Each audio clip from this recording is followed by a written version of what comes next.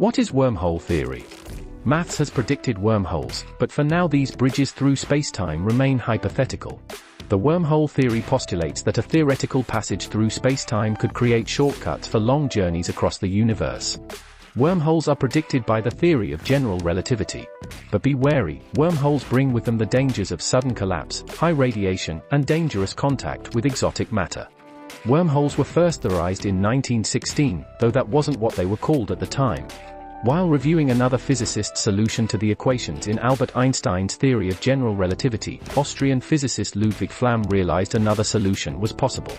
He described a white hole, a theoretical time reversal of a black hole. Entrances to both black and white holes could be connected by a spacetime conduit.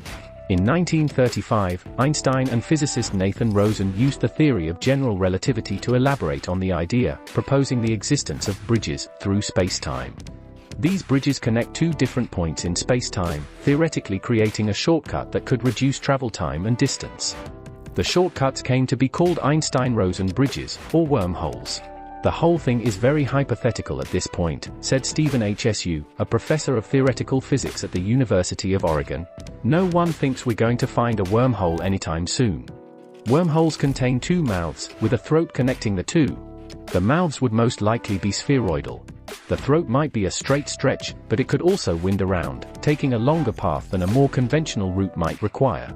Einstein's theory of general relativity mathematically predicts the existence of wormholes, but none have been discovered to date. A negative mass wormhole might be spotted by the way its gravity affects light that passes by. Certain solutions of general relativity allow for the existence of wormholes where the mouth of each is a black hole.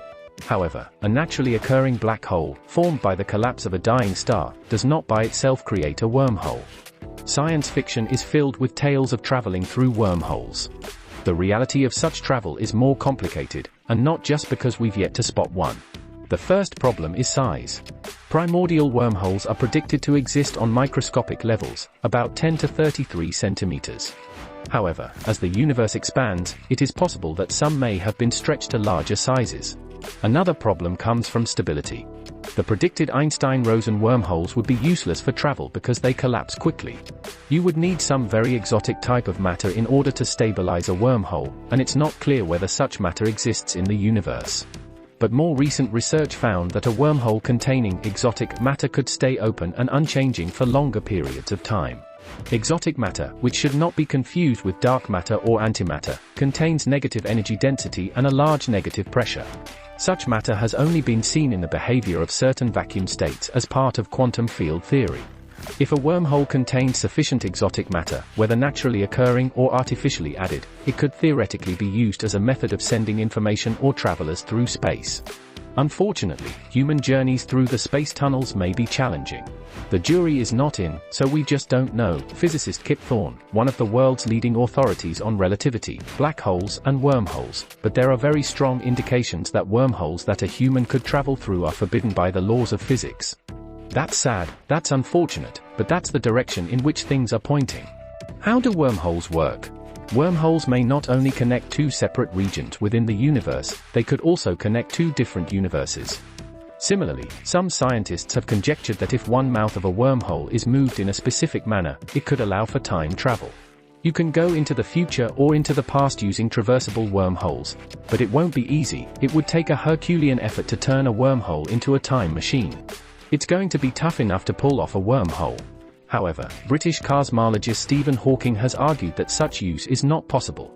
A wormhole is not really a means of going back in time, it's a shortcut, so that something that was far away is much closer. Although adding exotic matter to a wormhole might stabilize it to the point that human passengers could travel safely through it, there is still the possibility that the addition of regular matter would be sufficient to destabilize the portal. Today's technology is insufficient to enlarge or stabilize wormholes, even if they could be found. However, scientists continue to explore the concept as a method of space travel with the hope that technology will eventually be able to utilize them. You would need some of super advanced technology. Humans won't be doing this anytime in the near future. Thanks for watching, and do not forget to subscribe Imagine channel and turn on the notification to get more videos about science and technology. Until next video, take care.